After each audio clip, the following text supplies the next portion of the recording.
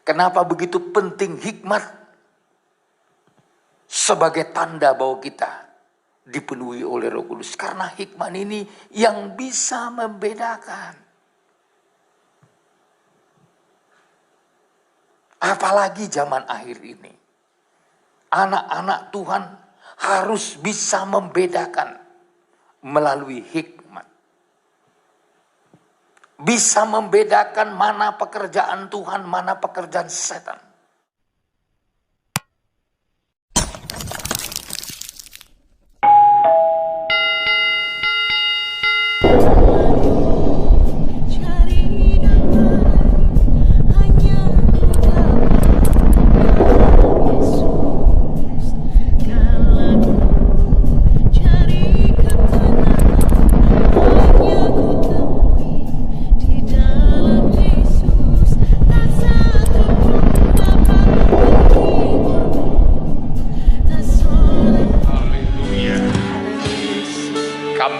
Bangga memiliki Engkau Yesus.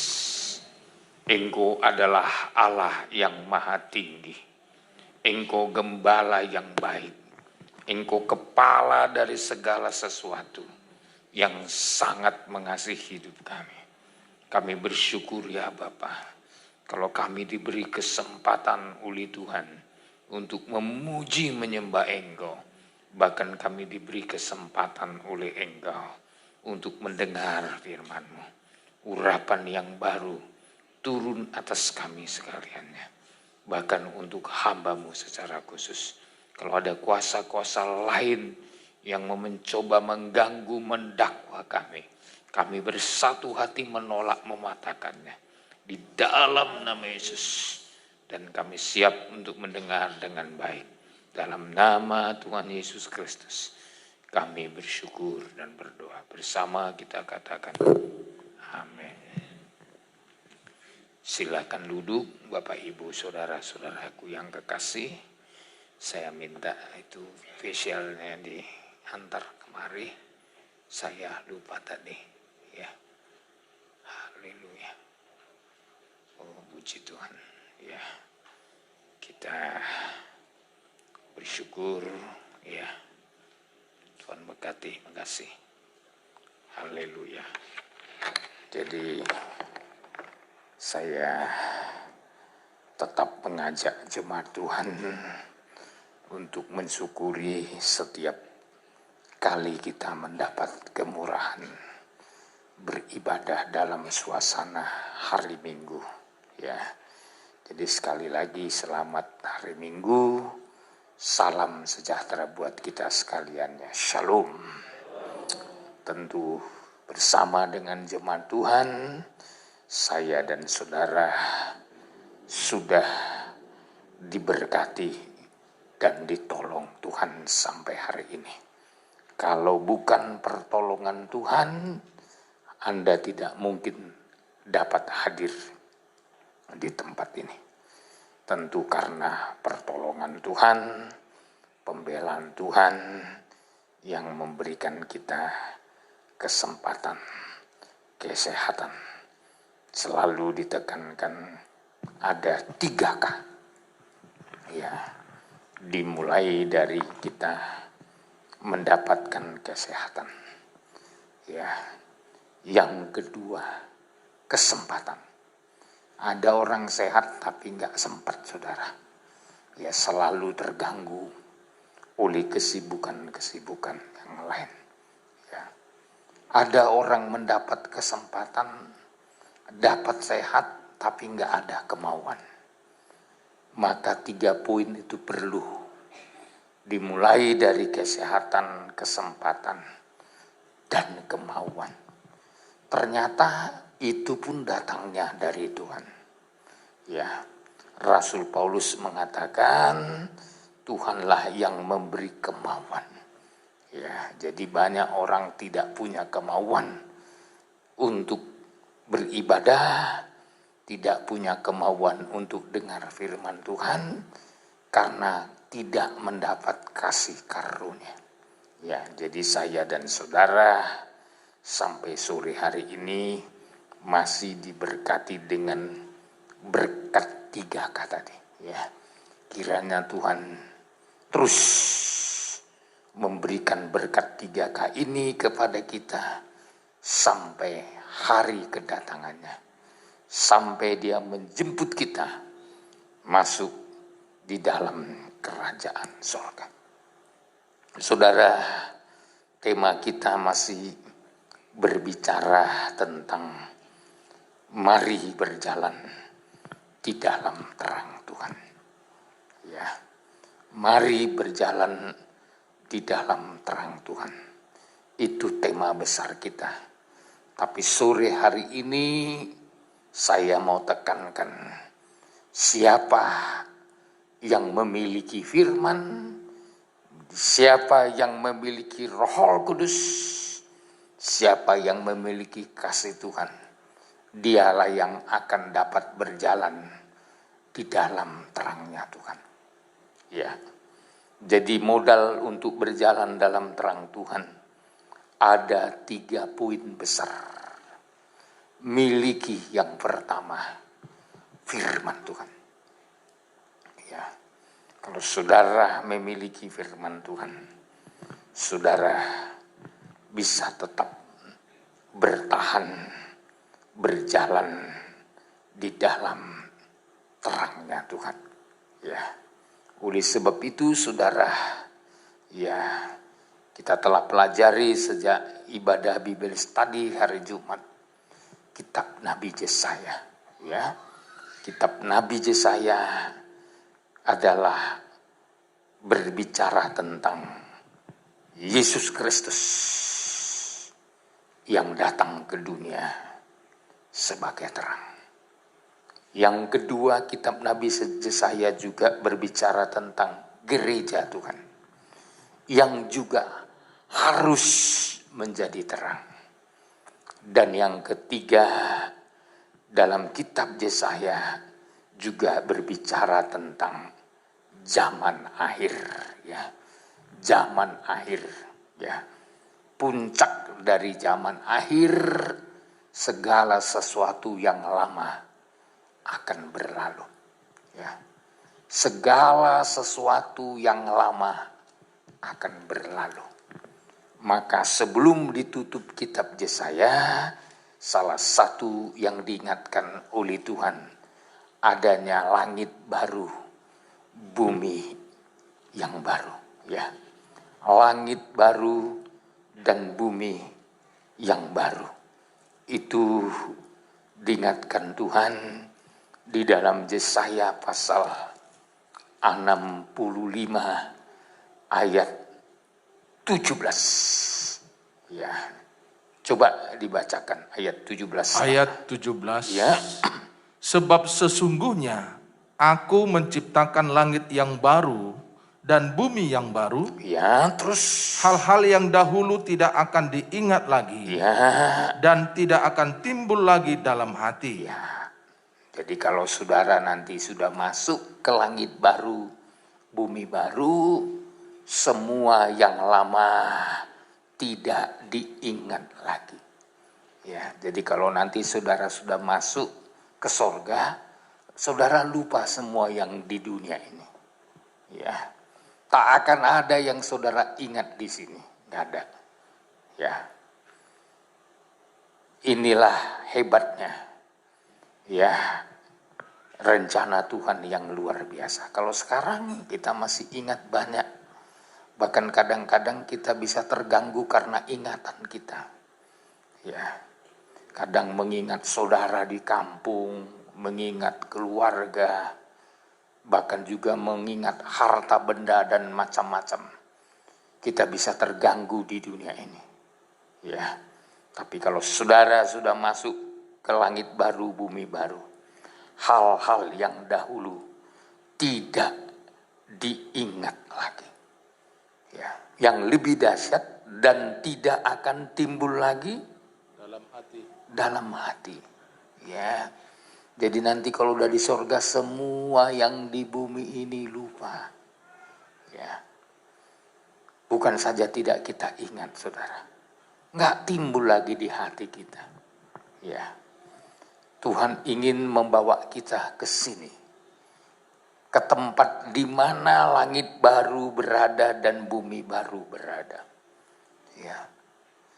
Oleh sebab itu saudaraku, ya, sekarang pun kita sedang dilatih untuk melupakan apa yang di belakang kita. Dulu ada lagu kita, aku melupakan apa yang telah di belakangku. Itulah ada lagunya itu. Dan berlari-lari katanya kepada tujuan panggilan yang Tuhan tetapkan untuk saya dan saudara. Ya. Jadi saudara, kitab Yesaya memperkenalkan kepada kita bagaimana Yesus Kristus untuk menerangi dunia ini. Yang kedua, kitab Yesaya memperkenalkan kepada kita bahwa gereja Tuhan harus menjadi terang. Dan yang ketiga, kitab Yesaya menerangkan kepada kita bagaimana zaman akhir ini. Siapa yang akan lolos melewati zaman akhir ini? Ya, tentu saudaraku ada kaitannya dengan berjalan di dalam terang. Ya, dan orang yang berjalan dalam terang itu sasaran utamanya untuk masuk ke dalam surga, ke langit baru, bumi baru. Kalau saudara sudah lupa yang lama, sudah tidak timbul lagi di hati saudara hal-hal yang lama. Oh, ini luar biasa. Baru saudara bisa bergirang segirang-girangnya. Ya. Itu ayat 16, 18. Yesaya 65 ayat 18. Ayat 18. Ya. Tetapi bergiranglah dan bersorak-sorak untuk selama-lamanya. Berapa lama? Selama-lamanya. Ya, jadi orang yang bisa bergirang, bersorak-sorak selama-lamanya, orang yang tidak ingat lagi hal-hal yang dahulu, hal-hal yang lama. Ya, kalau masih ingat hal-hal yang lama itu bikin sedih itu, saudara. Ya, sesuatu yang lama, ya, kalau itu terus kita ingat-ingat, waduh, ya, tentu hal-hal yang lama tidak selalu indah, saudaraku. Lebih banyak pahitnya, lebih banyak sedihnya, ya, lebih banyak tetesan air mata kalau kita ingat yang lama. Ya, biasanya yang paling diingat itu yang sedih-sedih, yang pahit-pahit. Kadang yang enak-enak itu bukan itu yang diingat. Ya, bagaimana waktu dia ditolong Tuhan itu nggak diingatnya itu. Tapi kalau ada sesuatu yang terjadi dalam hidupnya, pergumulan, ya, sesuatu yang dianggap menyakitkan, justru kadangkala itu yang banyak diingat. Dalam hidup ini memang lumrah itu. Kita aja berkeluarga, berteman, ya. Coba ingat yang baik-baiknya. Anda tidak akan mampu membenci suamimu. Anda tidak akan mampu membenci istrimu. Kalau ingat yang baik-baiknya, yang manis-manisnya. Tapi seringkali enggak. Yang diingat yang sakit-sakitnya. Bekas tempelengannya. Ya. Ada ibu-ibu pernah sharing sama saya. Amang, aku udah ampuni suamiku. Tapi bekas tangannya di sini.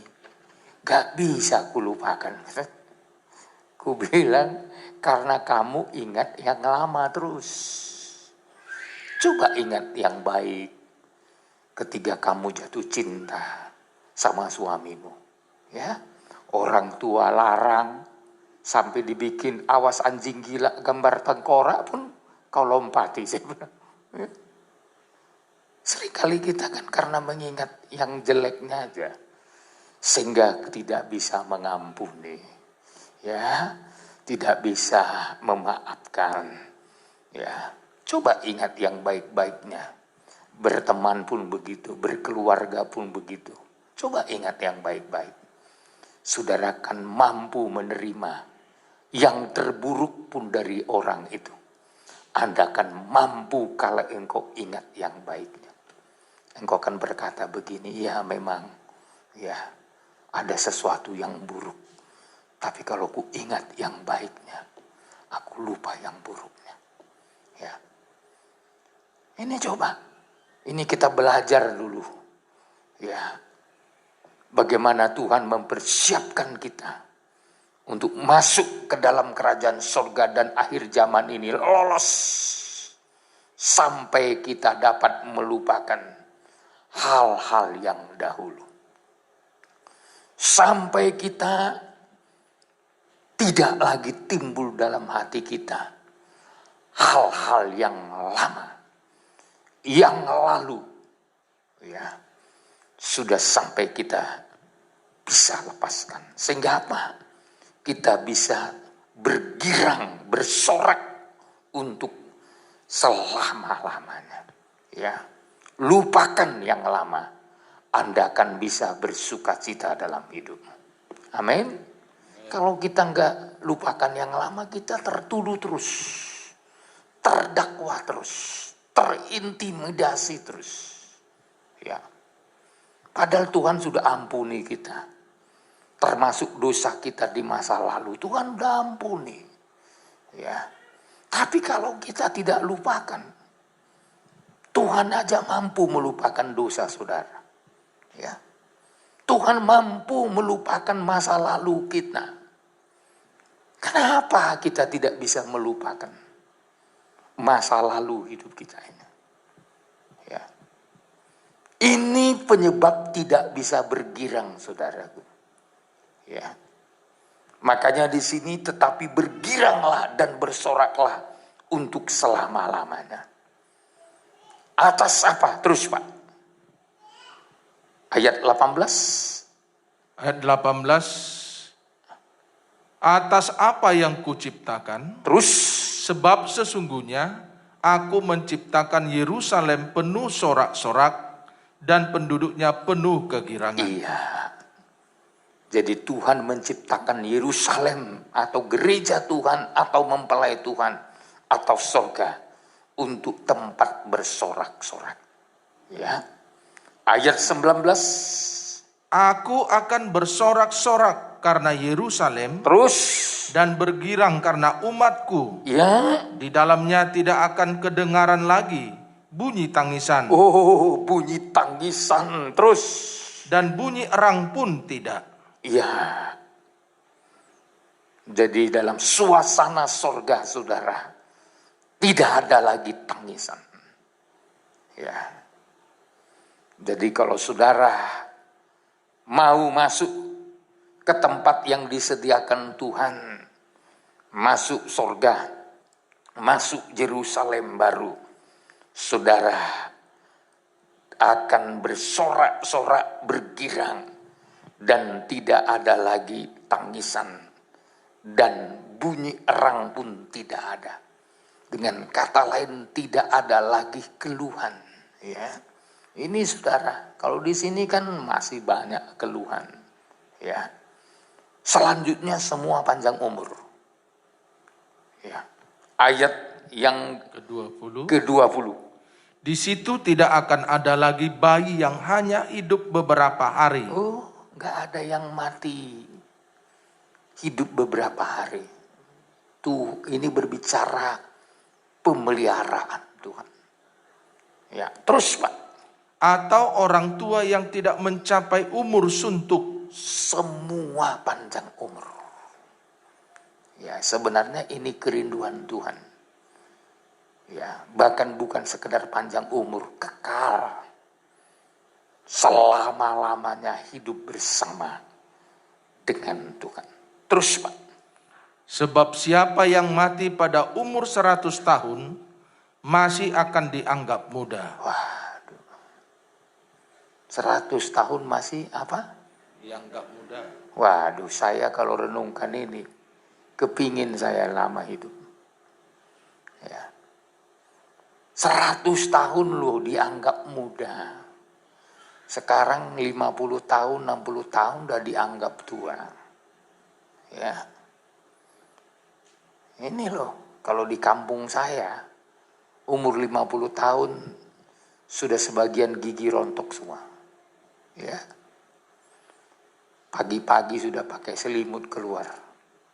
Ya. Harus menghangatkan diri dengan matahari pagi. Ya. Ini saya udah mulai mengalami seperti itu sekarang. Ya. Kalau malam sesuatu, ya ini belakangan ini saudaraku 3 lapis selimut pun nggak mempan. Dalam hati saya, apa udah tua saya ini? Tapi dalam hati saya masih muda. Apalagi kalau baca ayat ini saudaraku. 100 tahun dianggap muda saudara. Itu di mana? Itu suasana Yerusalem. Suasana sorga. Makanya di suasana sorga, ya, yang tua pun seperti muda semua. Ya. Bisa memuji Tuhan, bisa menyembah Tuhan, bisa melayani Tuhan. Seperti orang-orang muda. Itu suasana sorga. Ya. Makanya di suasana sorga ini lain suasananya. Ya.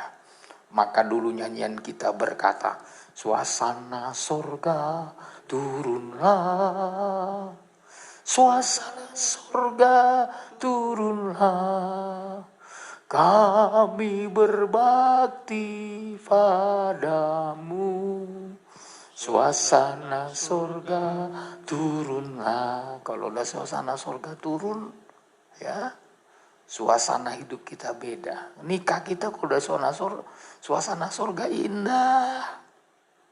Ya. Yang kita ingat semua yang baru.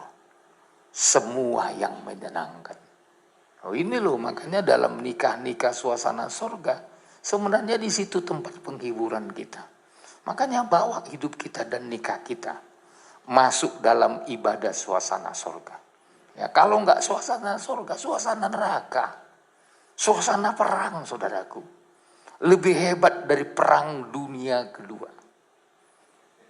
Ya. Suasana perang. Ya, baik dalam nikah, dalam keluarga, kalau enggak suasana surga, suasana perang. Ya, coba kalau nikah kita berada dalam suasana perang. Waduh. Mana ada lagi kebahagiaan. Ya. Karena suasana surganya indah. Suami-suami semangat bekerja, cari nafkah. Karena nikahnya suasana surga. Coba suasana neraka. Mau pulang ke rumah pun dia takut. Nanti kalau pulang habis aku direpeti katanya.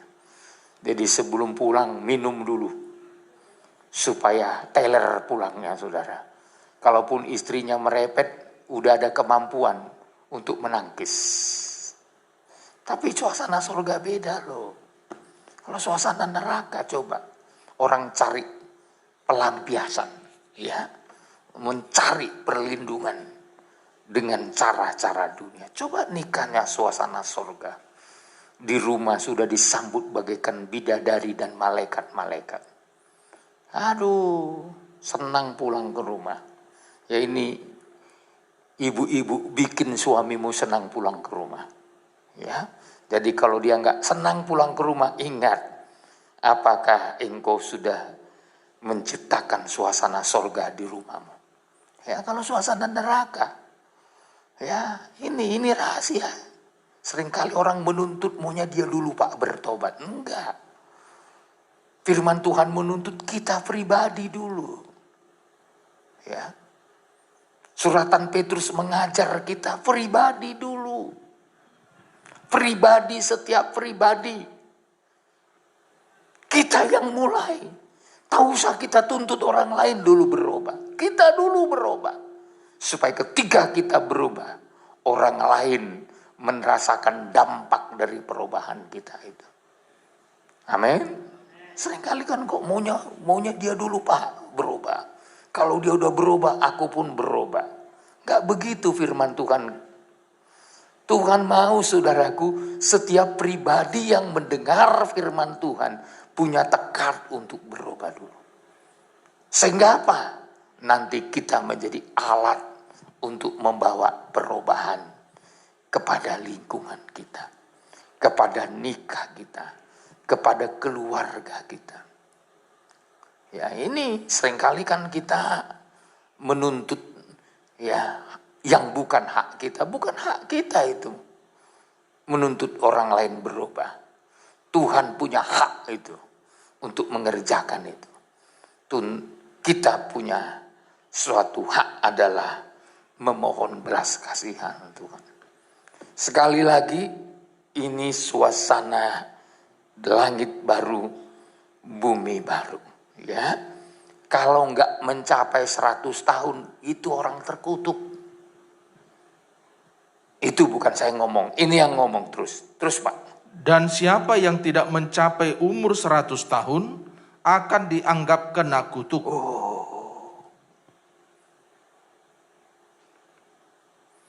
Jadi kerinduan Tuhan, suasana sorga, suasana panjang umur.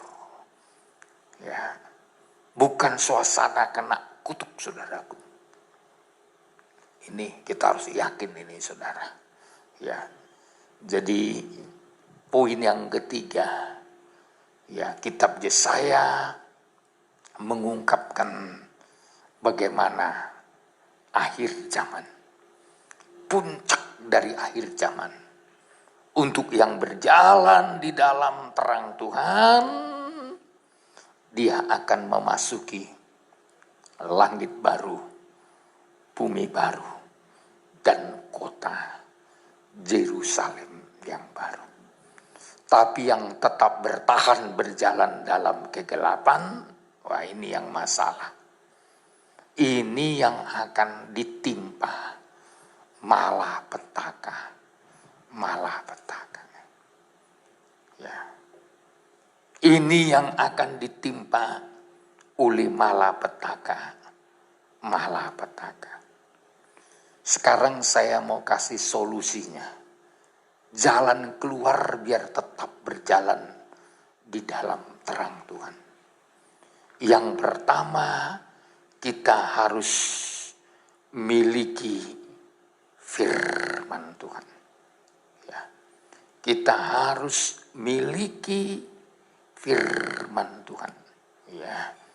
Dengan memiliki firman Tuhan, saya dan saudara akan dimampukan Tuhan untuk berjalan di dalam terang Tuhan. Coba kita langsung lihat dulu Yesaya pasal 42 ayat 1. Ya. Yesaya 42 ayat 1. Ayat 1. Lihat itu hambaku yang kupegang, Terus orang pilihanku yang kepadanya aku berkenan. Aku telah menaruh rohku ke atasnya, supaya ia menyatakan hukum kepada bangsa-bangsa. ya, jadi orang yang mau berjalan dalam terang itu, modal utamanya yang pertama memiliki firman. Hukum Tuhan. Ya. Karena kalau sudah memiliki hukum Tuhan, dalam istilah lain disebut memiliki pengajaran. Ini yang bisa bertahan. Ya. Terus lompat saja ayat 3. Ayat 3. Ya. Buluh yang patah terkulai tidak akan diputuskannya. Terus Dan sumbu yang pudar nyalanya tidak akan dipadamkannya. ya, terus Tetapi dengan setia ia akan menyatakan hukum. iya. Jadi orang yang berpegang kepada firman Tuhan sekaligus melaksanakan tugasnya. Dia ibarat buluh yang patah terkulai, tidak akan diputuskan. bagaikan sumbu yang pudar nyalanya, tidak akan dipadamkan. Jadi orang yang memiliki firman Tuhan itu tetap bisa bertahan. Bertahan di dalam terang firman Tuhan. Bahkan di ayat 4 nggak pudar, saudaraku. Ayat 4. Ia sendiri tidak akan menjadi pudar dan tidak akan patah terkulai. Terus sampai ia menegakkan hukum di bumi, segala pulau mengharapkan pengajarannya. nggak akan pudar. Ya. Saya tadi sampaikan di gereja kita pagi tadi, perjuangan kita hari-hari ini di mana kita berhadapan dengan kasih yang sedang bergeser. Ya.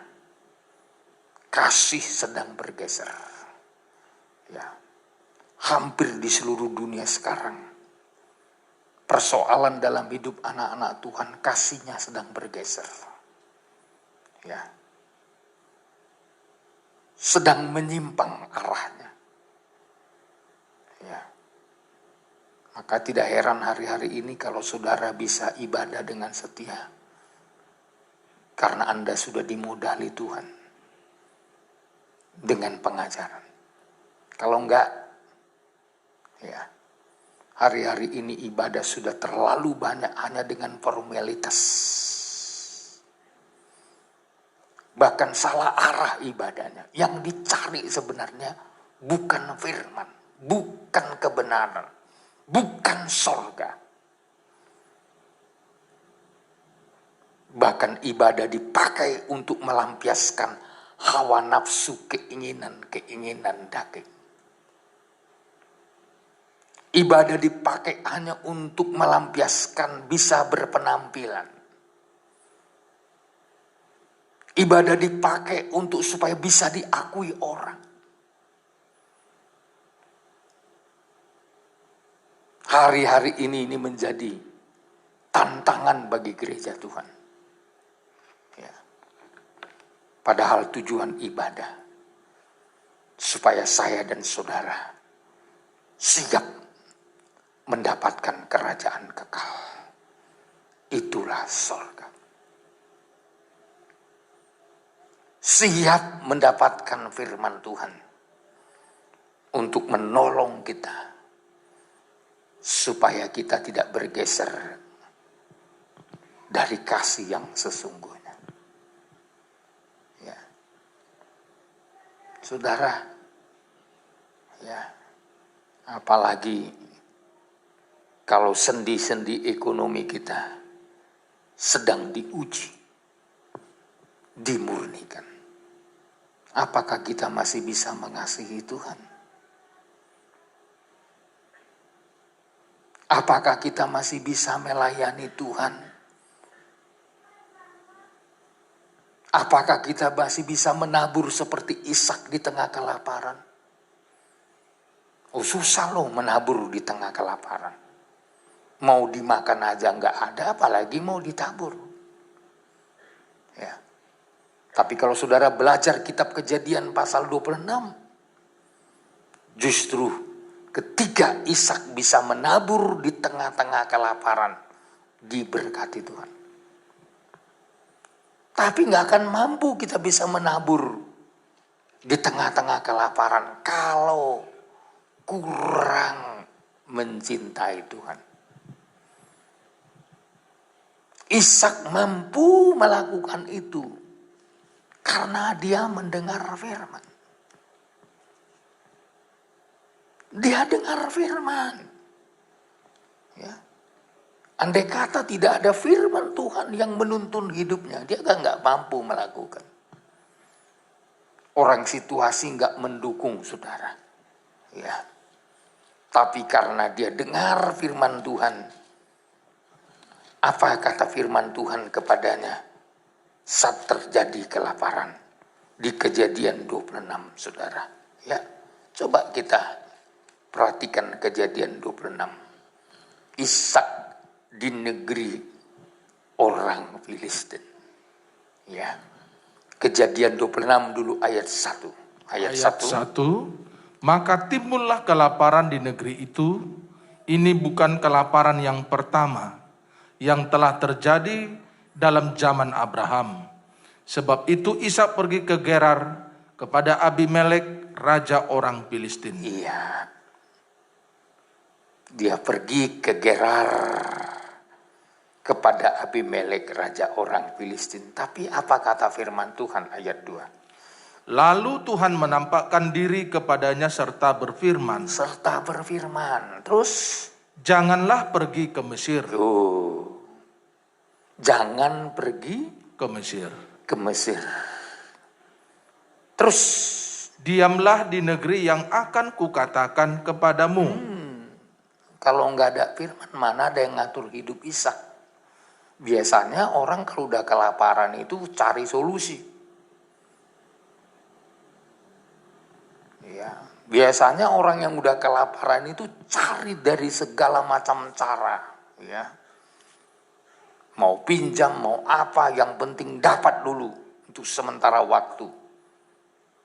Itu konsep orang yang sedang berada dalam kesusahan dan kelaparan. Tapi coba lihat bagaimana reaksinya Ishak setelah dengar firman Tuhan. Ayat 3. Tinggallah di negeri ini sebagai orang asing, Ya, maka aku akan menyertai engkau dan memberkati engkau. terus Sebab kepadamulah dan kepada keturunanmu akan kuberikan seluruh negeri ini, dan aku akan menepati sumpah yang telah kuikrarkan kepada Abraham. ya, ayat 6. Ayat yang ke-6, jadi tinggallah Ishak di Gerar. Dia nggak jadi pergi ke Mesir. Dia tidak minta pertolongan Mesir atau dunia, saudaraku. Dia tetap tinggal di Gerar. Ya. Tentu saudaraku, tinggal di Gerar dia menuruti firman. Ya.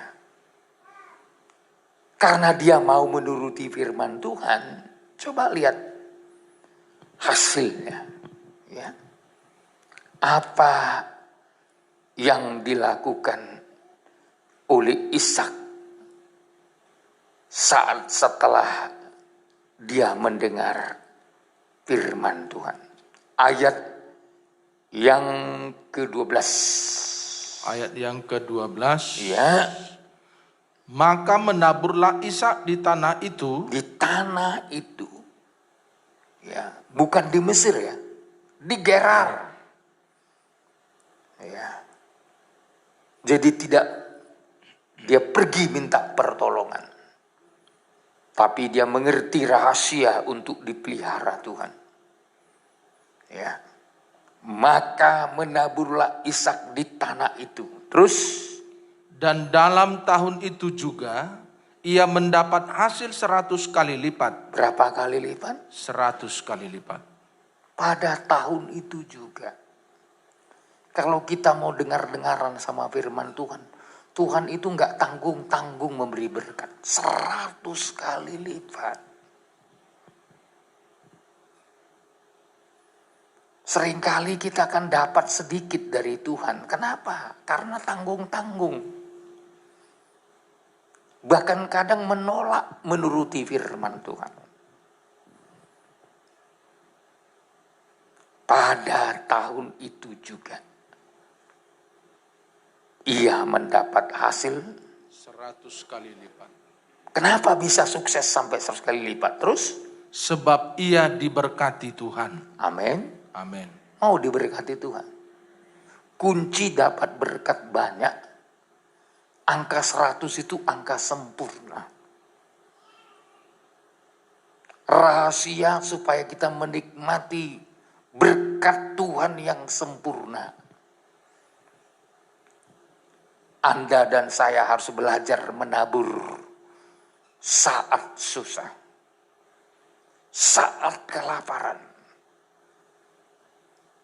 Ini rahasia kunci diberkati Tuhan. Ya, kalau udah banyak uang kita, tunggu banyak dulu baru menabur. Itu bukan konsep Tuhan. konsep Tuhan, ketika susah, ketika kekurangan, itulah waktu yang paling tepat untuk mengetuk pintu hati Tuhan. Itulah waktu yang tepat untuk mengambil perhatian Tuhan. Bukan saat limpah-limpah, saudara. Ya, saya udah lihat jemaat kita ini. Dulu waktu saudara pas-pasan semua, saya melihat semua berlomba. Dan saya lihat hasilnya hampir semua diberkati Tuhan. Kalau jujur semua, baik yang jualan di pasar, saya perhatikan satu persatu.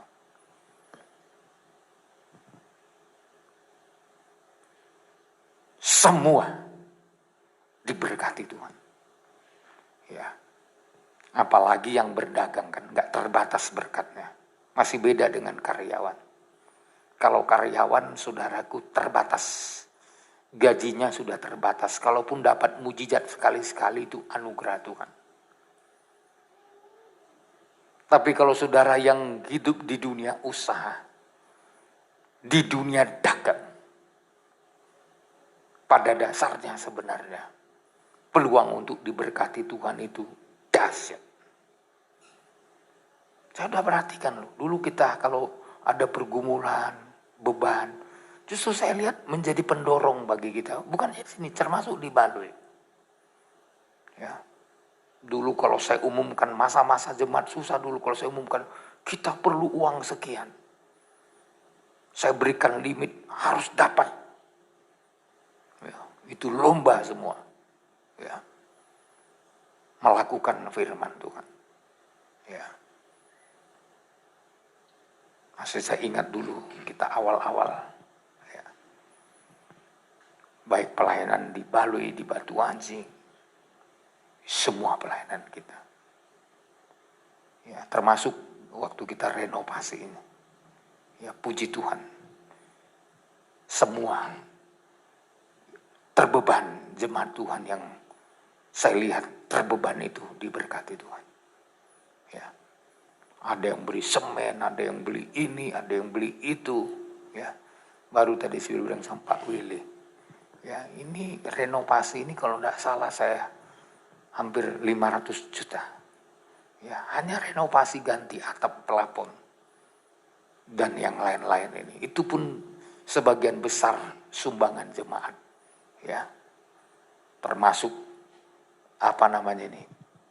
peredam-peredam ini. Ya. Kalau kita jahitkan ini berapa, saudara? Tapi jemaat Tuhan yang tergerak untuk menjahitnya. Ya. Dan sekaligus Tuhan juga mempercayakan kita untuk bisa membeli bahan-bahannya. Saya lihat hasilnya. Coba gereja kita mana mengaung ini. Enak loh. Kalau saya lihat yang lain-lain gerejanya, katanya. Kita ini paling enak loh. Suasananya, ya. Suasana ya. Ada damai karena betul-betul, ya. Sekalipun sederhana peredamnya, tapi juga menjadi berkat, saudara. Ya. Jadi ini saya lihat rahasianya. Rahasia berkat Tuhan ada pada menabur di waktu susah. Ya. Ini saya mau saudara diberkati. Jangan nanti, Pak, COVID-19 ini membuat kami susah. Saya rindu saudara makin kaya di habis COVID-19 ini. Aminkan dulu. Saya rindu saudara diberkati lebih lagi di waktu yang masa-masa susah ini dibanding masa-masa lalu. Saya banyak lihat jemaat kita justru sedang COVID ini rumahnya tambah, mobilnya tambah, lain-lain juga saya lihat ada banyak, nggak usah saya sebut satu persatu. Padahal masa susah, ya, masa susah. Sampai saya nggak percaya, saya tanya keluarga itu. Saya bilang, gimana bapak ini sama ibu? Ya, enggak Pak, kami beda dibuat Tuhan. Ya, enggak ada masalah sama, ya. Orang kalau masih bisa berkorban ratusan juta di masa seperti ini, itu bukan main-main loh. Ya. Korbannya bukan 10 juta, bukan 50 juta. Ya. Di masa seperti ini, sampai saya tanya karena saya kurang percaya. Sekaligus yang kedua, saya mau tahu rahasianya di mana.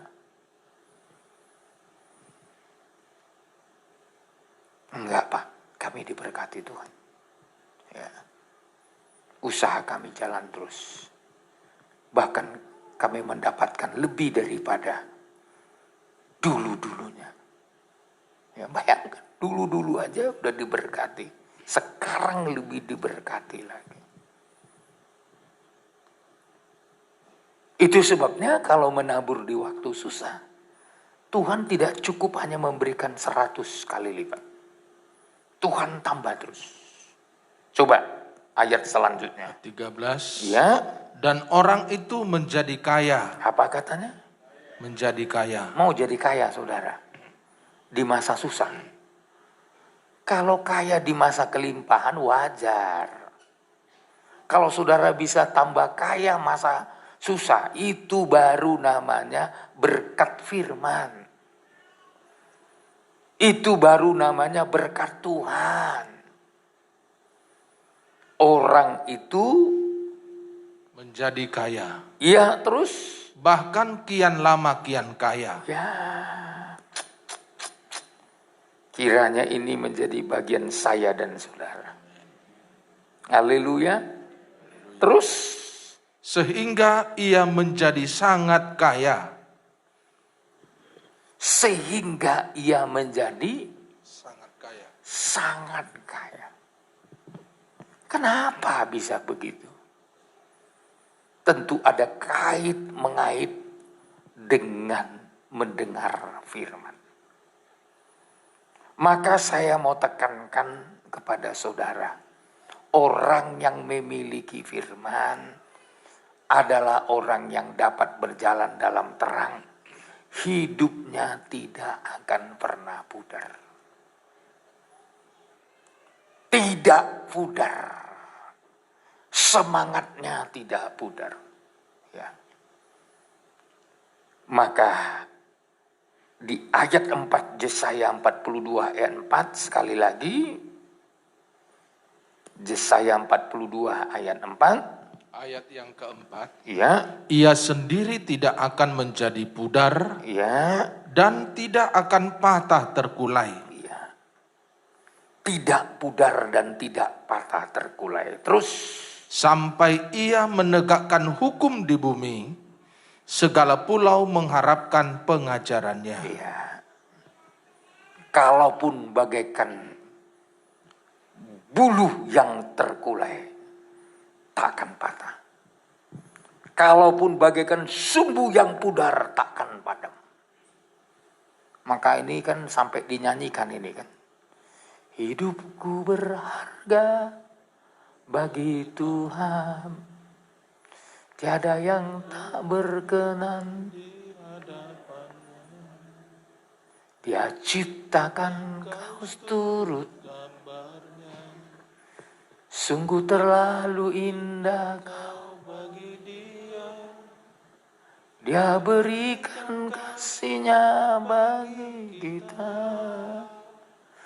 Dia telah relakan segala-galanya. Dia tersalib untuk tebus dosa kita. Karena hidupmu sangatlah berharga. Bulu yang terkulai takkan dipatahkannya. Dia akan jadikan indah. Sungguh lebih berharga. Sumbu yang telah pudar takkan dipadamkannya. Dia akan jadikan terang untuk kemuliaannya. Siapa yang gak pudar ini? Siapa yang gak akan patah? Tidak akan putus. Walaupun sudah terkulai. Biasanya kalau orang udah terkulai kan tinggal dibuang aja. Sumbu kalau udah pudar itu tinggal dimatikan saja. Tapi konsep Tuhan beda.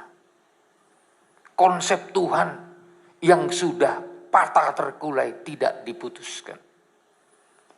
Yang sudah pudar tidak dipadamkan. Kenapa? Karena masih ada harapan kalau punya firman. Kalau ada pengajaran dalam hidupnya masih ada harapan untuk bisa ditolong. Makanya di sini jelas dikatakan segala pulau mengharapkan pengajarannya. Karena masih punya pengajaran, masih bisa digunakan Tuhan, masih bisa dipakai Tuhan. Tuhan tidak padamkan, Tuhan tidak putuskan. Kalau Tuhan lihat masih ada modal yang diberikan Tuhan itu ada dalam hidup kita. Dan modal itu kita mau digunakan Tuhan. Tuhan tidak padamkan saudara. Tuhan tidak putuskan. Tapi kalau Tuhan lihat sama sekali gak berguna lagi. Untuk apa lagi? Tapi karena masih berguna, walaupun sumbu itu sudah pudar, tidak akan dipadamkan. Tuhan tahu mengisinya kembali dengan minyak. Supaya pelita itu bisa bercahaya kembali. Tuhan tahu memberi semangat baru kepada yang sudah patah terkulai. Ya, orang di dunia aja kalau tangannya patah, seringkali masih dibalut, dibuat kayu, disanggah, nanti lama-lama kembali utuh seperti biasa. Ya, artinya kalau masih ada harapan, Tuhan tolong. Ya, makanya kalau hidup saudara masih ada harapan, masih berharga di mata Tuhan, Tuhan tolong. Tapi kalau Tuhan lihat nggak guna lagi, sudah sama sekali menolak, sama sekali tidak punya firman, sama sekali mengeraskan hati kepada firman Tuhan, apa boleh buat?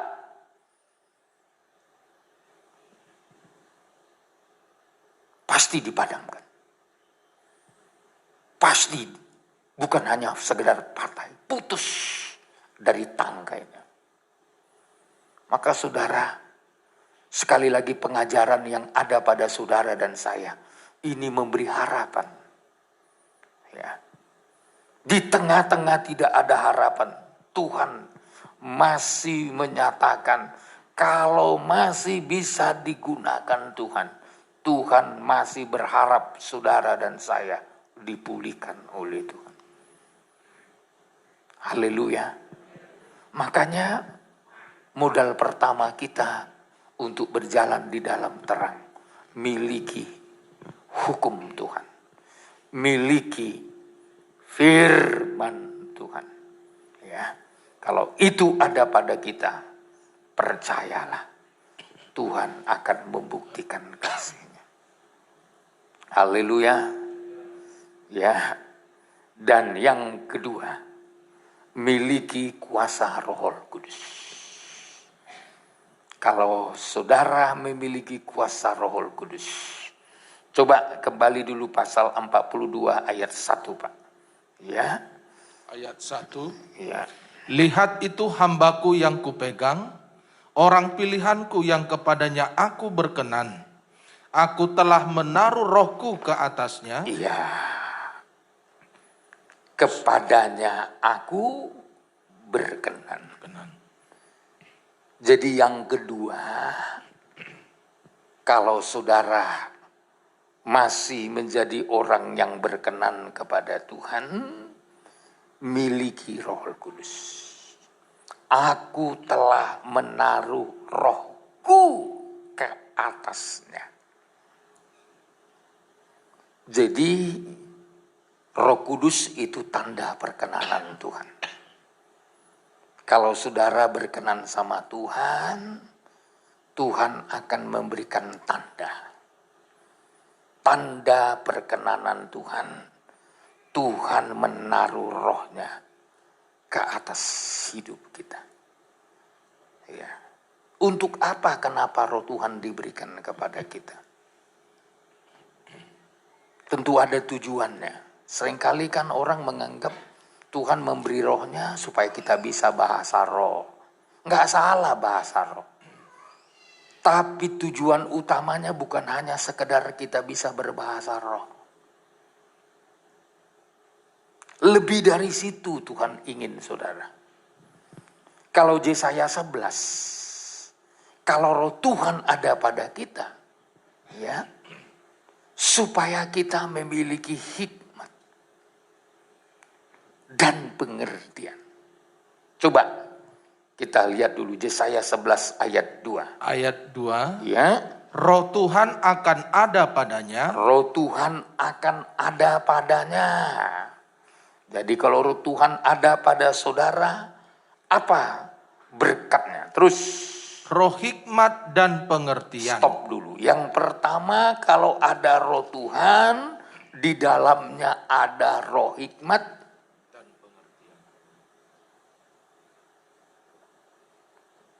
roh hikmat dan pengertian. Jadi ya seringkali orang mengutamakan menerima Roh Kudus itu dipakai hanya untuk berbahasa roh.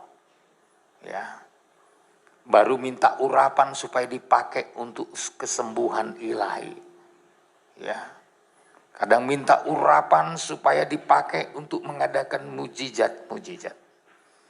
Tapi saya mau katakan yang paling utama tanda perkenanan Tuhan dalam hidup kita, kalau kita dipenuhi oleh roh Tuhan, memiliki hikmat dan pengertian.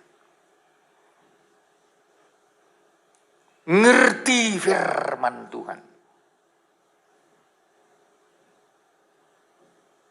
Kalau nggak ngerti firman Tuhan, Matius berkata, pasal 22, ya, ayat 29 kalau saya tidak salah. Ya. Apa katanya? Ayat 29. Ya. Yesus menjawab mereka, kamu sesat, sebab kamu tidak mengerti kitab suci maupun kuasa Allah. Jadi kalau nggak ada pengertian, sesat, saudara. Jadi Roh Kudus itu mau menolong kita supaya kita ngerti firman Tuhan. Ini. Ya. Lalu apa lagi? Hikmat. Kenapa begitu penting hikmat? Sebagai tanda bahwa kita dipenuhi oleh Roh Kudus. Karena hikmat ini yang bisa membedakan. Apalagi zaman akhir ini. Anak-anak Tuhan harus bisa membedakan melalui hikmat. Bisa membedakan mana pekerjaan Tuhan, mana pekerjaan setan. Bisa membedakan mana kehendak Tuhan, yang mana bukan kehendak Tuhan. Beda. Bisa membedakan zaman. Alkitab mencatat, kamu dapat melihat ketika langit mendung, kamu akan katakan hujan akan turun.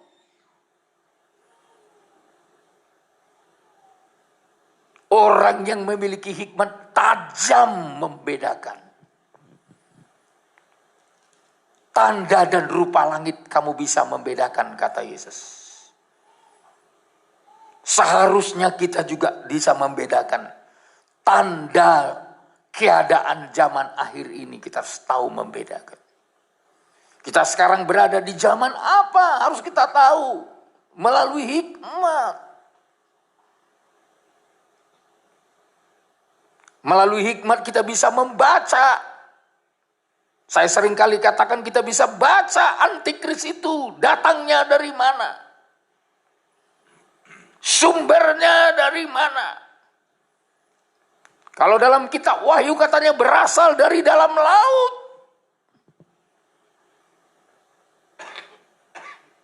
Kalau kitab Yesaya berkata, lautan itu adalah tempatnya orang-orang fasik. Jadi siapa antikris? Antikris muncul dari orang-orang fasik di bumi. Kita harus bisa mengenalnya. Oh, ini sudah zamannya kita harus mempersiapkan diri.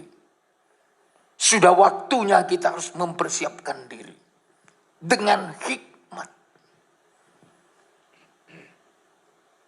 Kalau kitab Wahyu pasal 14, saudara lihat dulu Wahyu pasal 14, ya.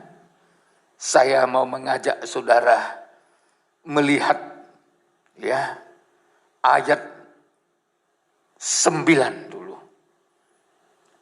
Ayat 9, pasal 14. Ayat 9.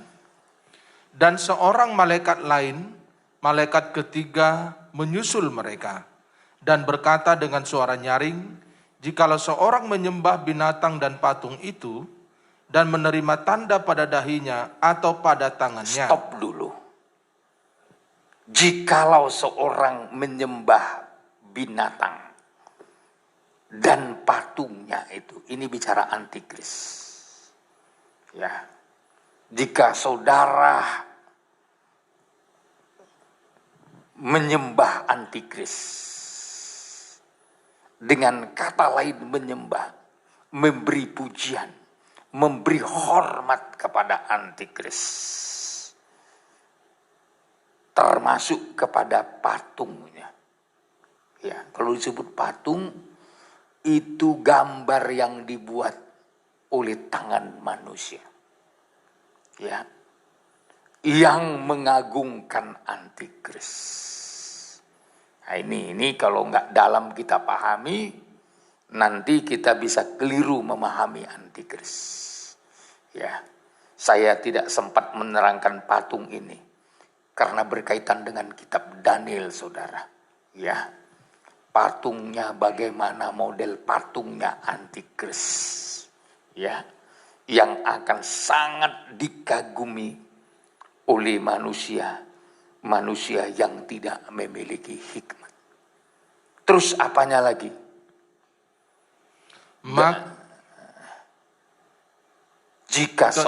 Kalau seorang menyembah binatang dan patungnya itu dan menerima tanda pada dahinya atau pada tangannya. Menerima tanda pada dahi, ini dahi tempat pikiran. Ya. Tangan tempatnya perbuatan. Ya. Jadi saudara menyembah dia, patungnya, ya. Bahkan saudara menerima tanda pada dahinya, pada pikirannya, dan pada tangannya. Artinya semua karakter antikris dia kagumi. Pikiran antikris ada dalam pikirannya. Perbuatan antikris ada dalam perbuatannya. Maka saudara harus tahu, jangan nanti saudara bilang sana antikris, padahal perbuatannya udah kita tiru-tiru. Pikirannya sudah ada pada pikiran kita.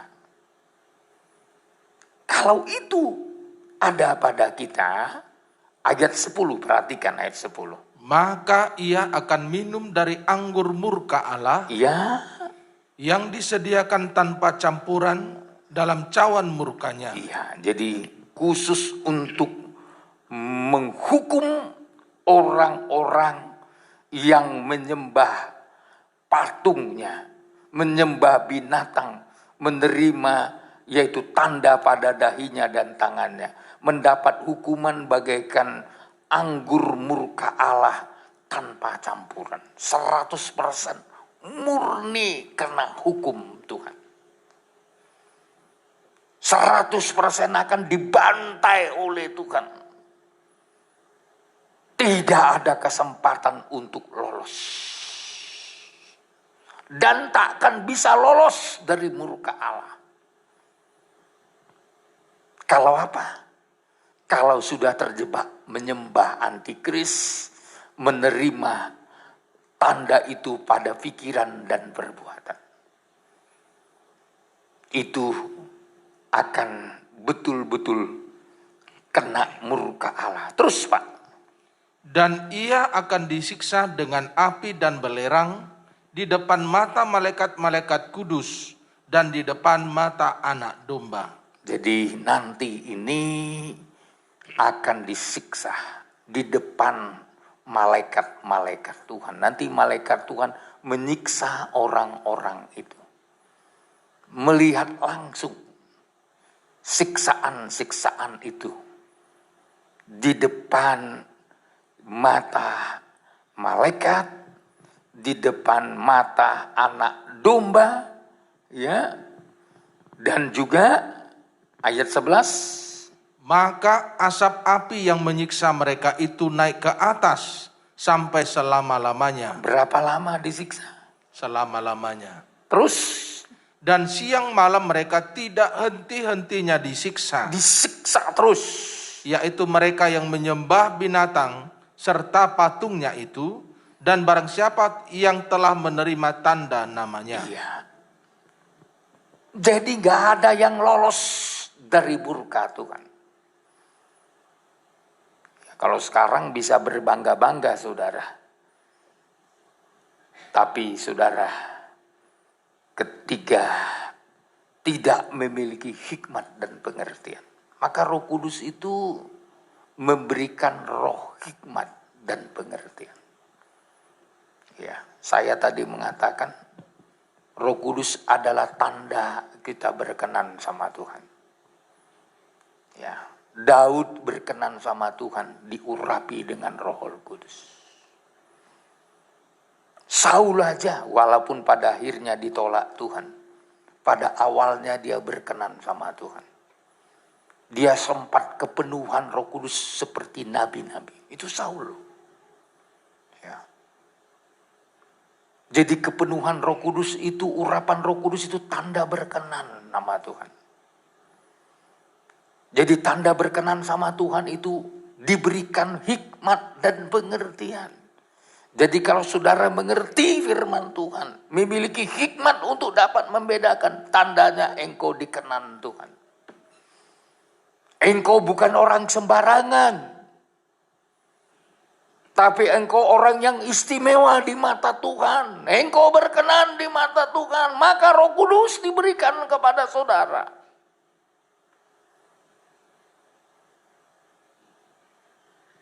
Jadi sekali lagi saya katakan, bukan sebatas hanya bahasa roh. Ya. Tapi lebih dari bahasa roh, hikmat dan pengertian. Ya, kalau bahasa roh banyak saudara nggak ngerti walaupun berbahasa roh. Ya, kecuali diberi karunia menafsirkan bahasa roh, itu jarang. Ya. Selama saya jadi hamba Tuhan, jarang sekali orang dipakai untuk menafsirkan bahasa roh. Dulu di persekutuan kami, waktu saya masih di teologi, ada beberapa ibu yang dipakai Tuhan menafsirkan bahasa roh, menterjemahkan.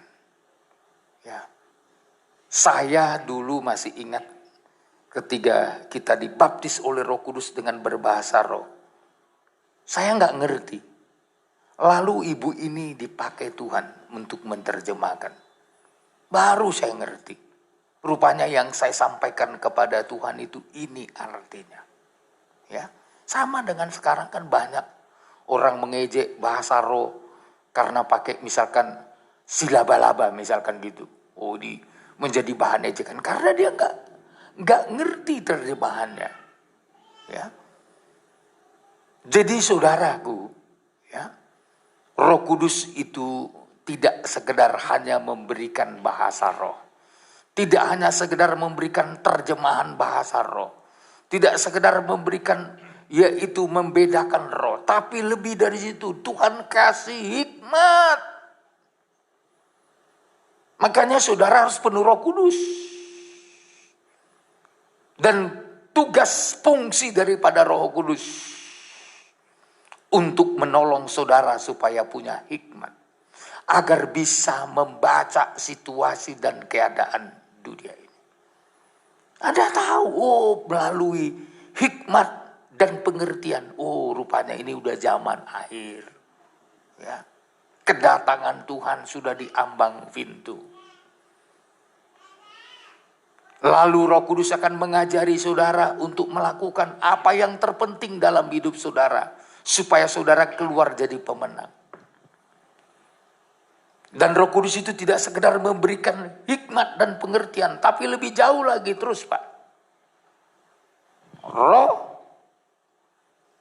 pasal 11 ayat 2 sekali Ayat lagi. 2, Roh Tuhan akan ada padanya, roh hikmat dan pengertian, roh nasihat dan keperkasaan, Terus, roh pengenalan dan takut akan Tuhan, terus, yang kesenangannya ialah takut akan Tuhan. iya.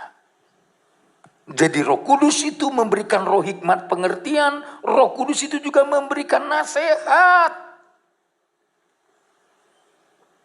Jadi orang yang penuh dengan Roh Kudus gampang menerima nasihat. Jadi kalau sulit kita dinasehati, ingat, saya mau katakan mungkin Anda belum penuh dengan Roh Kudus. Sebab di dalam Roh Kudus ada nasihat. Dan biasanya nasihat itu sangat diperlukan sebelum kita mengambil keputusan. Kalau sudah kita ambil keputusan, seringkali saudaraku, nasihat itu nggak guna lagi. Karena sudah diambil keputusan.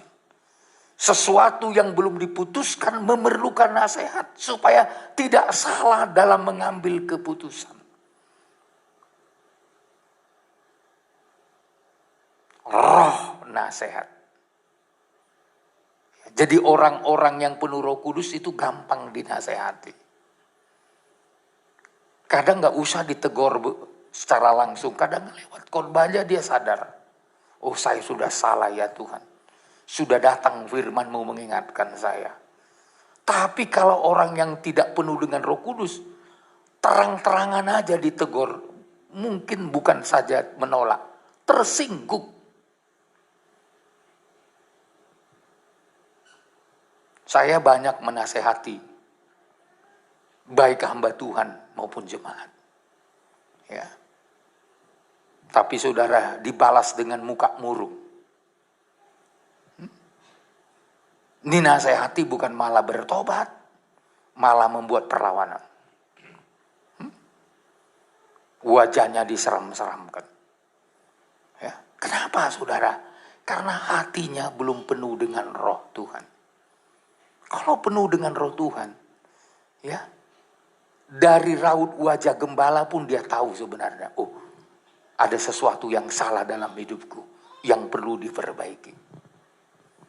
Sama dengan saudara, ya, seorang istri misalkan, dari raut wajah suamimu pun engkau tahu bahwa apa yang kau lakukan itu tidak disukai oleh suamimu.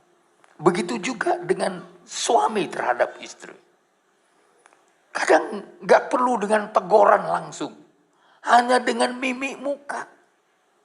Dengan bahasa tubuh, dengan ekspresi wajah. Kita bisa tahu, oh, ini berarti bertentangan. Dulu gembala saya, jarang memberikan teguran. Tapi dari wajahnya saya tahu, ada sesuatu yang gak dia senangi. Ya? Dari wajahnya saya tahu, cepat-cepat saya berubah sikap. Oh, ini gak bisa saya pertahankan. Gembala saya ini nggak suka dengan karakter seperti ini. Ya, kalau kita peka dengan roh nasihat, ya, tidak usah ditegur dengan nyata-nyata pun kita udah tahu bahwa itu salah, sehingga kita memperbaiki diri sesuai dengan kehendak Tuhan dengan pertolongan Roh Kudus. Baik berteman, saudaraku, baik berbicara. Ya, saya rasa berteman pun, kalau kita dikontrol oleh roh nasihat, kita gampang menyesuaikan diri. Ya. Dan mungkin kita sempat kata-kata salah, gampang kita menyadari, oh tadi saya salah itu. Ya. Ketika saya sampaikan hal ini, tidak jadi berkat untuknya. Ya.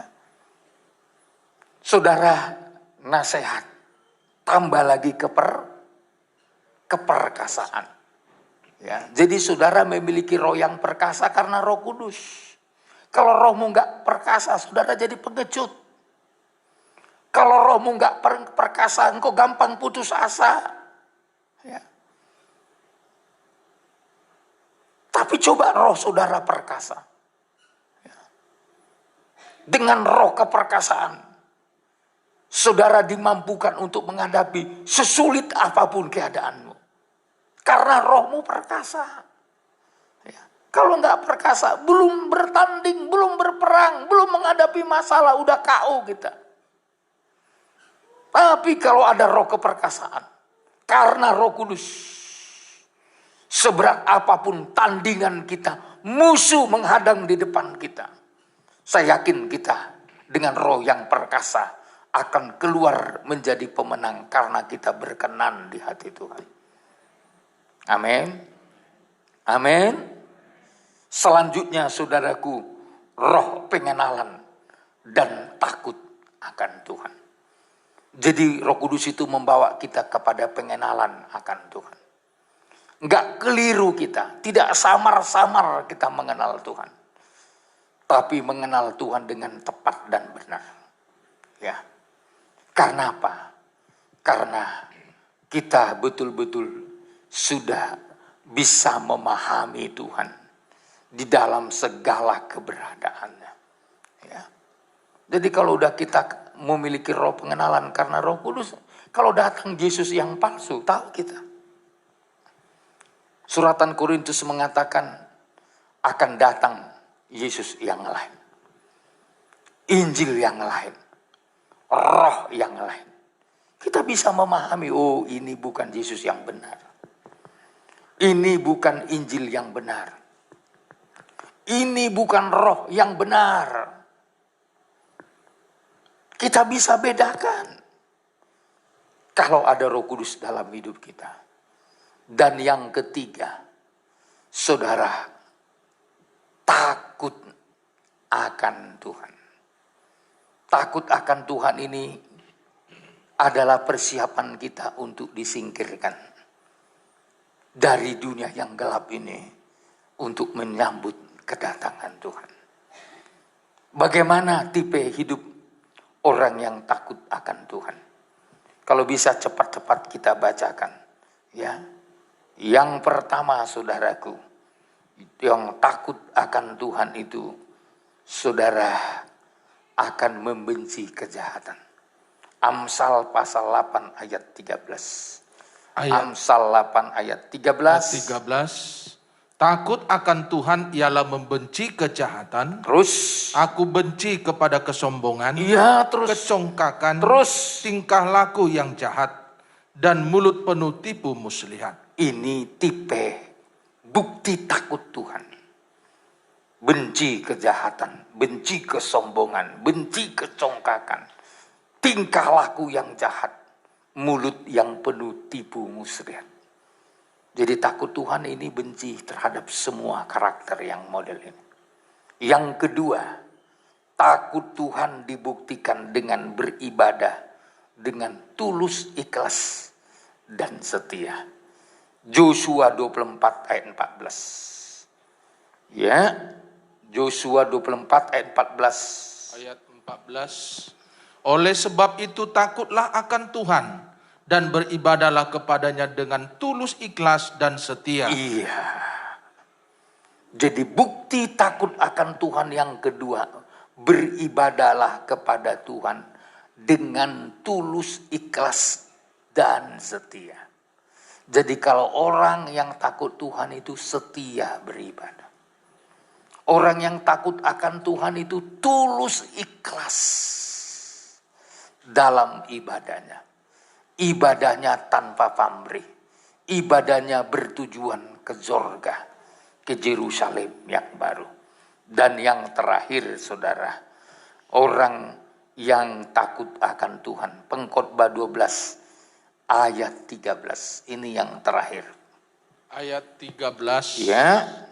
Akhir kata dari segala yang didengar ialah takut akan Allah. Ya. Dan berpeganglah pada perintah-perintahnya, karena ini adalah kewajiban setiap orang. Iya, jadi yang ketiga takut akan Allah, berpegang pada perintah-perintahnya. Kenapa harus berpegang kepada perintahnya? Karena ini adalah kewajiban setiap orang. Jadi sekali lagi saudaraku, takut akan Allah, bencilah dosa. Takut Allah, beribadalah dengan tulus dan setia. Takut akan Allah, berpeganglah pada perintah Tuhan. Kalau itu sudah kita miliki, berarti Roh Kudus, Roh Tuhan ada pada kita. Dan kalau Roh Tuhan ada pada kita, saya yakin bagaikan pelita yang tidak akan padam. Bagaikan sumbu yang pudar tidak akan dipadamkan. Karena apa? Selalu ada terang. Selalu ada urapan. Selalu ada minyak. Itu membuat kita tetap di dalam terang Tuhan. Dan yang terakhir, miliki kasih Tuhan.